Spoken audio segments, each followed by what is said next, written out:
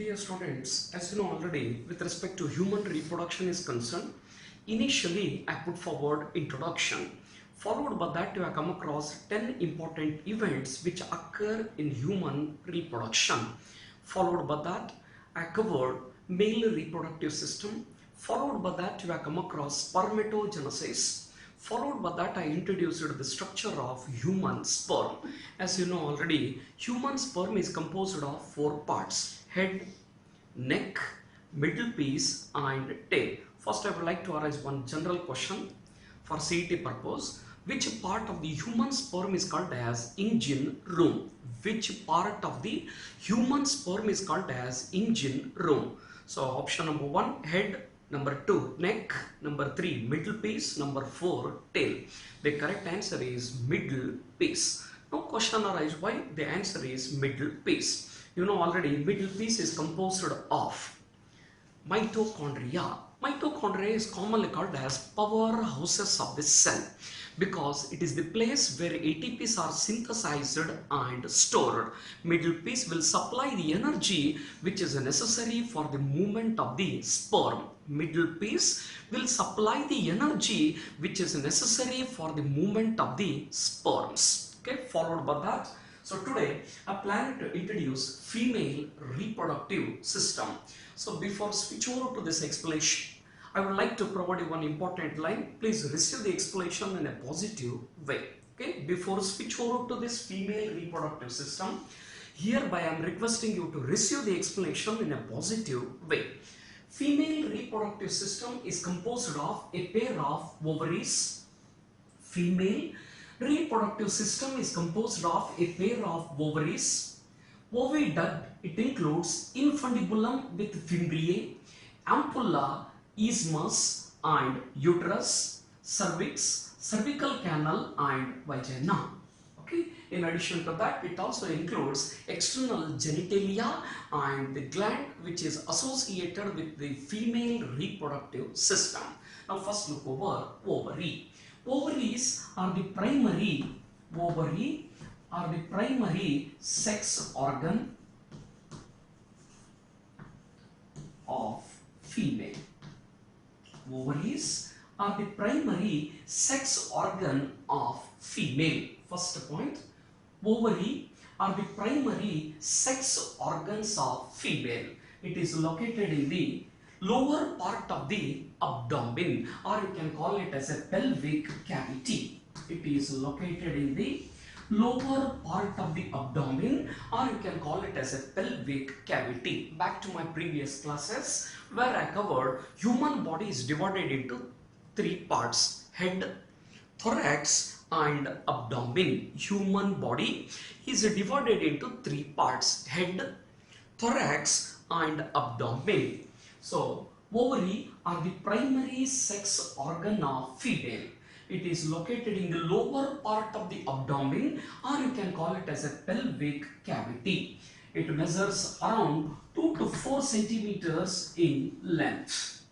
Each ovary measures around 2 to 4 centimeters in length. Fourth point. Ovary is attached to the uterus and pelvic wall by ligaments.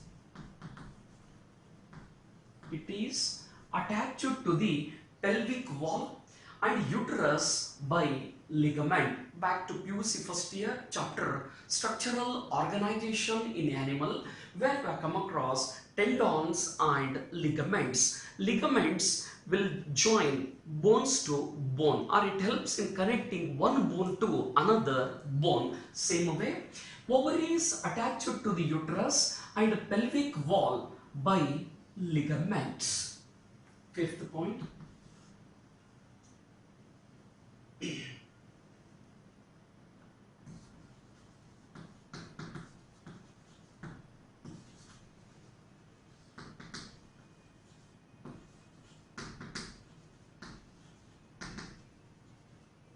Ovary is lined by cuboidal germinal epithelium. Ovary is lined by cuboidal germinal epithelium. Cuboidal means the cells are box-like. Cells are box-like. That you have come across in PUC first year chapter structural organization in animal. Okay, cuboidal means box-like. Ovary is lined by thin cuboidal germinal epithelium which encloses ovarian stroma, which is further differentiated into peripheral cortex and inner medulla. So look over here. Ovary is lined by cuboidal germinal epithelium which encloses the ovarian stroma, which is further differentiated into peripheral cortex and inner medulla, which is further differentiated into peripheral cortex and inner medulla. So I covered around 5 points related to ovary. Look over here. Ovaries are the primary sex organs of female. Ovaries are the primary sex organs of female. It is located in the lower part of abdomen or lower side of the abdomen, or you can call it as a pelvic cavity. Ovary measures around 2 to 4 centimeters in length. It measures around 2 to 4 centimeters in length. It is attached to the uterus and the pelvic wall by a double fold of peritoneum, or you can call it as a ligament. It is attached to the uterus and pelvic wall by a double fold of peritoneum, or you can call it as a ligament. Ligaments connects bone to bone. It is lined by cuboidal germinal epithelium. First year in chapter structural organization in animal, you have come across epithelial tissue, connective tissue, muscular tissue, nervous tissue. Under epithelial, you have come across cuboidal, squamous, columnar, ciliated, glandular. Cuboidal means cells are box-like, which encloses the ovarian stroma, which is further differentiated into peripheral cortex and inner medulla. Ovarian stroma is differentiated into peripheral cortex and inner medulla. Now next matter is related to oviduct. Next matter is related to oviduct.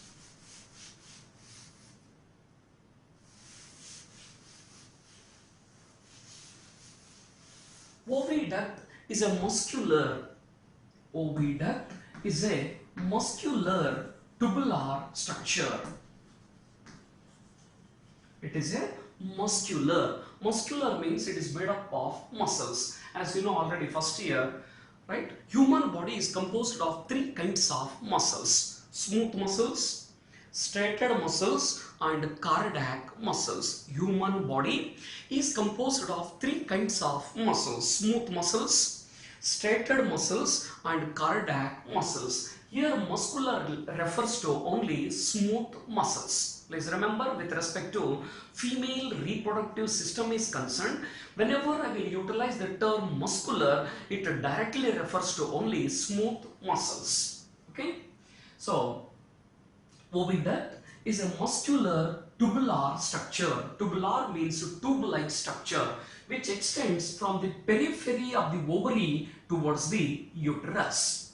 Oviduct is a muscular tubular structure. Muscular means it is made up of smooth muscles. Tubular means tube-like. It measures around 2 to 10 centimeters in length. It measures around 2 to 10 centimeters in length, which extend from the periphery of the ovary towards the uterus. Which extends from the periphery of the ovary towards the uterus. It includes infundibulum with fimbriae, ampulla and isthmus. Now look over infundibulum. It is a broad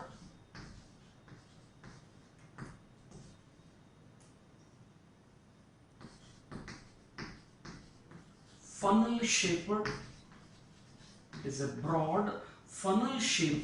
proximal part. It is a broad funnel-shaped. Funnel means it is broad at one side and slightly tapering at the opposite side. Now look over here. Infundibulum is a broad funnel-shaped proximal part. The margin of the infundibulum is having a number of finger-like projections. Margin of the infundibulum is having a finger-like projections known as fimbriae that helps to collect the ovum after ovulation. Look over here. Oviduct is a muscular tubular structure extending from the periphery of the ovary towards the uterus. It measures around 2 to 10 centimeters in length. It is composed of infundibulum with the fimbriae, ampulla, isthmus. Infundibulum is a broad funnel-shaped proximal part. Margin bears a number of finger-like projections. Margin bears a number of finger-like projections known as fimbriae that helps to collect the ovum after ovulation. Now, a question arises, what is ovulation? Release of ovum from the ovary, release of ovum from the ovary into the oviduct is called as ovulation. Release of ovum from the ovary into the oviduct is called as ovulation. Generally it occurs on the 14th day of MC. So don't bother about this ovulation. I will explain this matter in detail in my next video. Okay. So fimbriae helps to collect the ovum after ovulation. Release of ovum from the ovary into the oviduct is called as ovulation. Generally ovulation occurs on the 14th day of MC. Infundibulum will open into a wider part of oviduct known as ampulla. Infundibulum will open into a wider part of oviduct known as ampulla. Ampulla will open into isthmus. Okay, ampulla will open into isthmus. It is the last part of oviduct. It is the last part of oviduct which joins uterus. Okay, ampulla will open into isthmus. It is the last part of the oviduct that will join uterus. It is having narrow lumen. Isthmus is having narrow lumen that will join uterus. Please remember for CET purpose. Ampullary isthmus junction. Ampullary isthmus junction is the place where fertilization takes place. Ampullary isthmus junction is the place where fertilization takes place. Okay, so that ends oviduct. Followed by that, next matter is uterus.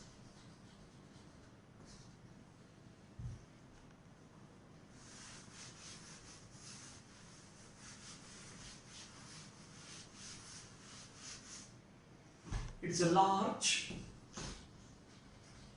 muscular, highly vascular, is a large muscular, highly vascular, inverted pear-shaped structure that lies in between bladder and rectum. Look over here, I am discussing uterus. Uterus is a large, muscular, highly vascular, inverted, pear-shaped structure that lies in between bladder and rectum. It lies in between bladder and rectum. It is a large, muscular. Muscular means it is made up of muscles. Highly vascular. Back to first year. In anatomy of flowering plant, we have come across vascular tissue. That is a different story. Xylem is a water conducting tissue, whereas phloem is a food conducting tissue. Here vascular means it will supply blood and other fluids. Highly vascular. Inverted, reverse. Pear-shaped. Pear means it is broad at one side and narrow at the opposite side. I am expecting that you have seen pear fruit. Okay. that lies in between bladder and rectum. Look over here. Uterus is a large. When they will arise this question, what is uterus? One more question. It is a large muscular. Muscular means it is made up of smooth muscles. Highly vascular, it will supply the fluid. Inverted, reverse. Pear shaped. Pear means it is broad at one side and slightly narrow at opposite side. It is broad at one side and slightly narrow at opposite side. Pear shaped structure that lies in between bladder and rectum. These two words, bladder and rectum, you have come across in first year under digestion chapter, right? So it is specially meant for the development of the fetus. It is specially meant for the development of the fetus. It is covered by three layers: outer perimetrium, middle myometrium, inner glandular endometrium. Uterus is covered by three layers: outer perimetrium, middle myometrium, inner glandular endometrium. For CET purpose, please remember this point. Endometrium will undergo cyclic changes during different phases of MC. Endometrium will undergo cyclic changes during different phases of MC. Okay, second point.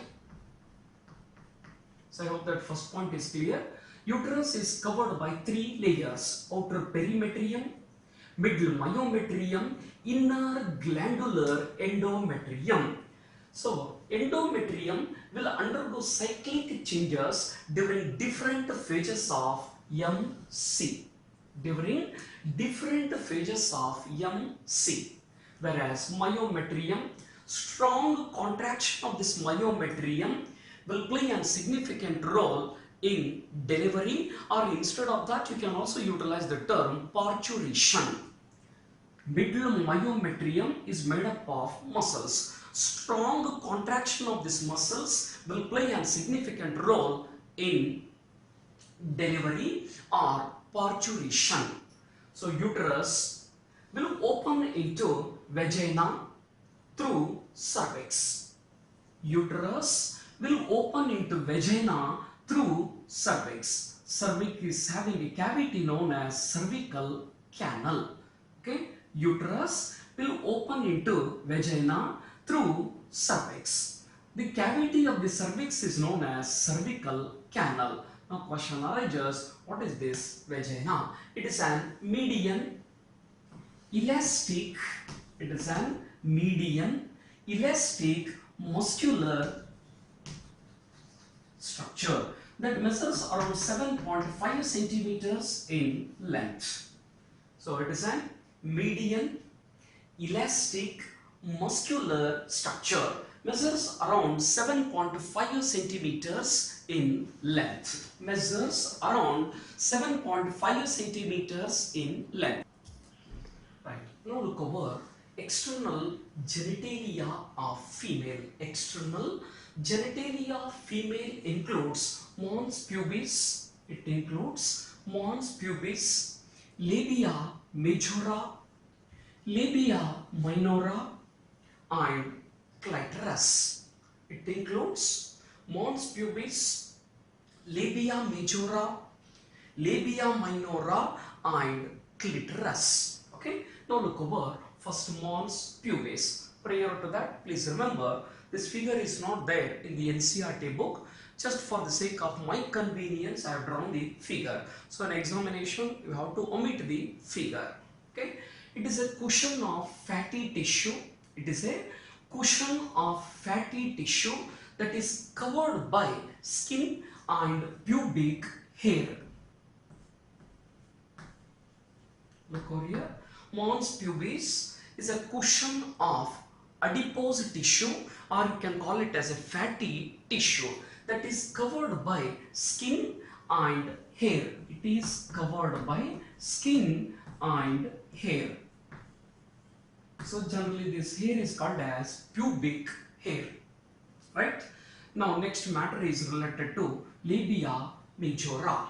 It is a fleshy fold of skin. It is a fleshy fold of skin that extend down from mons pubis and covered vaginal openings.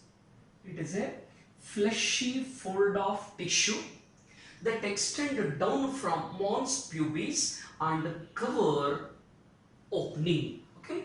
So next matter is related to labia minora. It is also a pair of fleshy fold of skin present inside the labia majora. Both majora and minora will cover the vaginal openings. It will cover vaginal opening and also urethral opening. Here I will repeat this matter. External genitalia of female includes mons pubis, labia majora, labia minora, clitoris, and even it includes hymen also. I will provide you extra information related to hymen later. Mons pubis is a cushion of fatty tissue, or you can call it as adipose tissue, which is covered by the skin and hair. It is covered by the skin and hair. Labia majora is a fleshy fold of tissue. It is a fleshy fold of tissue that extend down from mons pubis and covered vaginal opening. Okay. Labia minora is also a pair of fleshy tissue which is present under majora. Okay, both together majora and minora will give protection to the vaginal opening and also urethral opening. Okay, next matter is hymen.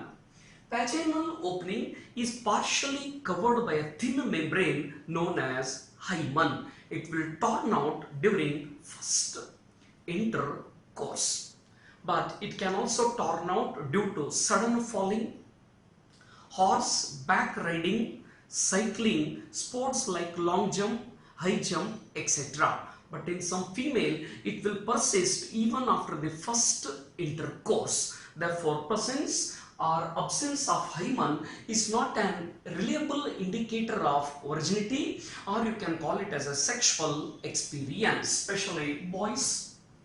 You have to remember this point, because it will helps to overcome psychological problems.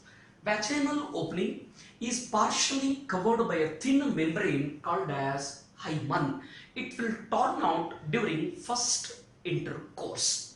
It may also turn out due to many reasons, including cycling, horseback riding, long jump, high jump, sudden fall, etc. But in some female, it will persist even after the first intercourse. Therefore, presence or absence of hymen is not a reliable indicator of virginality, or you can call it as a sexual experience. Okay, followed by that, now next matter is clitoris. Okay, last point is clitoris. It is a small finger-like projection. It is a small finger-like projection present at the junction of labia minora. It is a small finger-like projection. It is a small finger-like projection present at the junction of labia minora.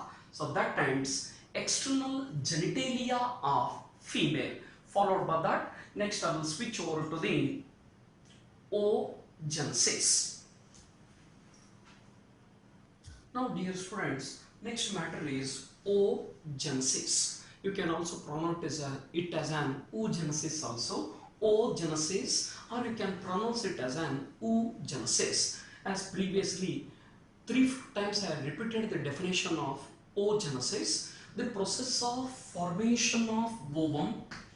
The process of formation of ovum is called as oogenesis. The process of formation of ovum is called as oogenesis, or another standard definition, the process of formation of haploid ova. The process of formation of haploid ova from diploid oogonia by meiosis in ovaries is called as oogenesis. Out of two, you can select any one definition for the point of examination. Look over here. The process of formation of ovum is called as oogenesis, or the process of formation of haploid ova from diploid oogonia by meiosis in ovaries is called as oogenesis. As I come across spermatogenesis, same way oogenesis also involves three steps: multiplication phase, growth phase and maturation phase. Like spermatogenesis, oogenesis or oogenesis also involves three steps: multiplication phase, growth phase and maturation phase. Now look over first multiplication phase. During multiplication phase, primordial germ cell will divide repeatedly by mitosis, resulting in the formation of a large number of cells known as oogonia. Please remember, they are diploid in nature. Okay, so first step, during multiplication phase, primordial germ cell will divide repeatedly by mitosis, resulting in the formation of a large number of cells known as oogonia, which are diploid in nature. So now you have to remember one CET point. When the fetus is 25 weeks old, when the fetus, I am talking with respect to female, when the female fetus is 25 weeks old, all the oogonias are already formed. No additional oogonia are formed or added after birth. Please remember for CET purpose, when the fetus is 25 weeks old, all the oogonias are already formed.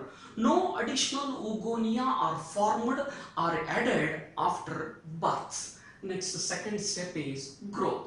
Now oogonia will enter into a second phase known as growth. Back to spermatogenesis, where I put forward one important statement: growth is not significant in case of spermatogenesis, but it is more significant in case of oogenesis. Okay, oogonia will now enter into a second phase known as growth. During growth phase, follicle cells, or you can call it as a granulosa cells,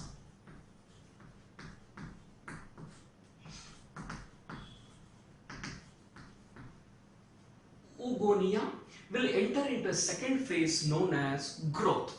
During growth phase, follicle cells, or you can call it as a granulosa cells, surrounding the oogonia, granulosa cells surrounding the oogonia will act as a nurse cells. They will supply the nutrients. The end product of growth is called as primary oocyte. Oogonia will now enter into a second phase known as growth. It is more significant in case of oogenesis when comparing with spermatogenesis. During growth phase, follicle cells or granulosa cells surrounding the oogonia will act as a nurse cells. They will supply the nutrients to the developing oogonia. As a result, oogonia will enlarge in size. This enlarged oogonia is called as primary oocyte. Oogonia is also diploid in nature.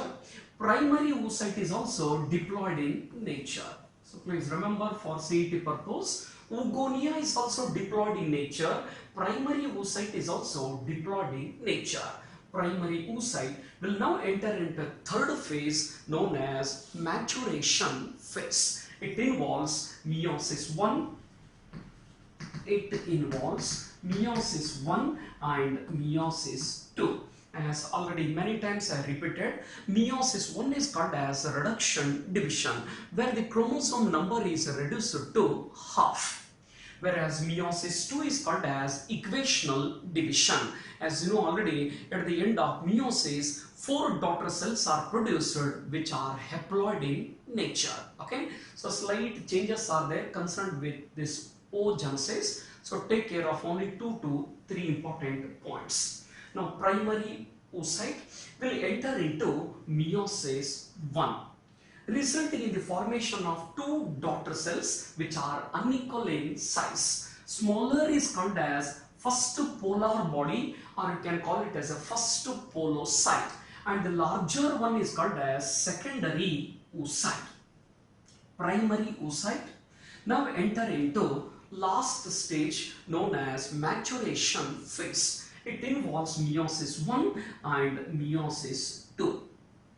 First, primary oocyte will enter into meiosis 1, resulting in the formation of 2 daughter cells which are unequal in size. Smaller one is called as first polar body, or you can call it as a first polocyte, and large functional one is called as secondary oocyte. Both first polar body as well as secondary oocyte will enter into meiosis 2. First polar body will undergo meiosis 2 and resulting in the formation of 2 more daughter cells which are small in size and they are non-functional. Whereas secondary oocyte will enter into meiosis 2 resulting in the formation of 2 daughter cells which are unequal in size. Smaller is called as second polar body, or you can call it as a second polocyte. Larger and functional one is called as oocyte, which undergo metamorphosis to become ovum. So take care of this lining. Primary oocyte first enter into meiosis 1, resulting in the formation of 2 daughter cells which are unequal in size. Smaller one is called as first polar body or first polocyte. Larger one is called as secondary oocyte.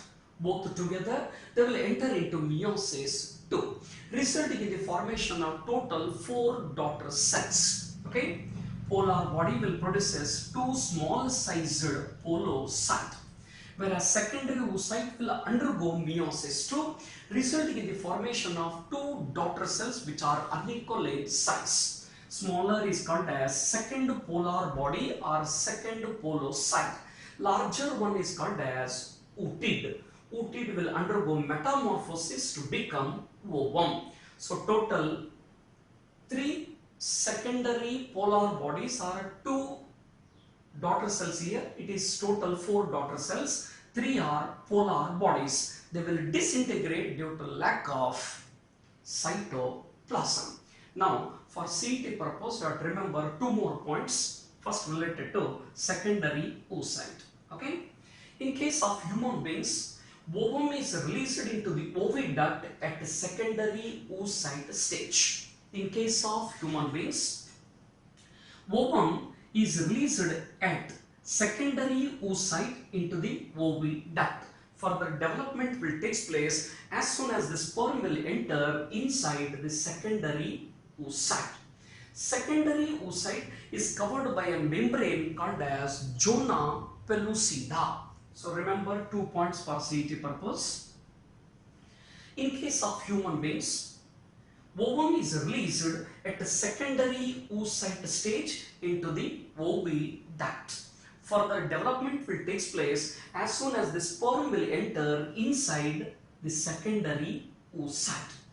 Second point, secondary oocyte now develop a layer called as zona pellucida. Okay. Now one more CET point you have to remember. When the primary oocyte is surrounded by a layer of granulosa cells, when primary oocyte is surrounded by a layer of granulosa cell, then it is called as primary follicle.